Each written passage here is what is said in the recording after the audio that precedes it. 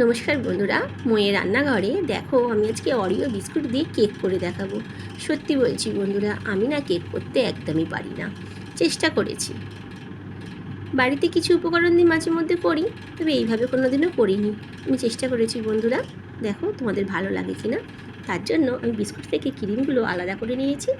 এরপর ক্রিমটা আমি হালকা একটু দুধ দিয়ে ভালো করে পাতলা করে নেবো। এরপর বিস্কুটগুলো মিক্সিতে দিয়ে আমি গুঁড়ো করে তাতে আমি উষ্ণ গরম দুধ দিয়ে আমি ভালো করে পাতলা করে আমি ব্যাটারটা গুলে নেব।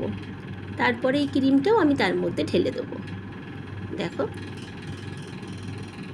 এই পাতলা করে, যেমন করে কেকের ব্যাটার হয় আর কি, বেশি পাতলাও না বেশি মোটাও না, দিয়ে দেখো আমি একটা বাটিতে অল্প তেল নিয়ে তার উপর একটু ময়দা ছড়িয়ে আমি একটা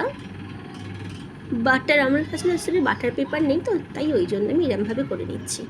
সব শেষে দেখো আমি ইনো দিয়ে আমি সেই মিশ্রণটা ভালো করে গুলিয়ে নিচ্ছি।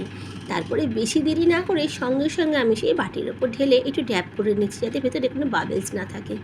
আর দেখো কড়া আমি বসিয়ে দিয়েছি। এরপর দেখো আমার এই নুনটা না অনেক দিনের, আমি সবসময় যদি কোনো রকম পিৎজা যাই করি না কেন এতেই করি। এরপর আমি 40 মিনিটের জন্য আমি সেটা বেক হতে বসিয়ে দিলাম। তারপর একটা দেখো কাঁচের কাপেতে আমি দেখো একটু ক্যাডবেরি আমি গলিয়ে নিচ্ছি। দেখো আমার ক্যাডবেরিটা গলে গেছে। তার মধ্যে একটু দুধ দিয়েছি, দুধ দিয়ে একটু মিশ্রণ করে নিয়েছি। এরপর দেখো 40 মিনিট পর খুলে দেখো কেমন বাবেল হয়েছে। দেখো আমার কেকটা একটু লেগে যাচ্ছে না, ভালোভাবেই হয়ে গেছে বেক। বন্ধুরা, আমার যদি এই ঘরোয়াভাবে কেকটা যদি তোমাদের ভালো লাগে, আমাকে একটু কমেন্ট করে জানিও। দেখো কি সুন্দর স্পঞ্জি হয়েছে, একদম নরম তুলতুলে। এরপরে যে ওপরে যে ভাগটা একটু ফেটে গেছে সেটা আমি কেটে আলাদা করে নিচ্ছি। দেখো আমি কেটে বার করে নিয়েছি। এরপরে এটাকে আমি গোল গোল করে পিস করে বলের মতন করে নেবো। আর যে চকলেটটা আমি দিয়েছিলাম সেটা মাঝখানে দিয়ে দেখো আমি এরমভাবে দিয়ে দিয়েছি। এরপরে সেই গোল গোল বলের মতন করে দেখো বলগুলো চারধারে আমি সাজিয়ে দিয়েছি।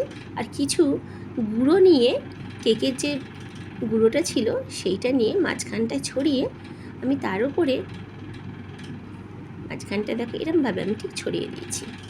এবার তার উপরে আমি দেখো কিছু জেমস এনেছি, যেহেতু বাচ্চাদের কেক একটু জেমস দিলাম, জেমস দিয়ে ভালো করে ডেকোরেশন করে দিলাম।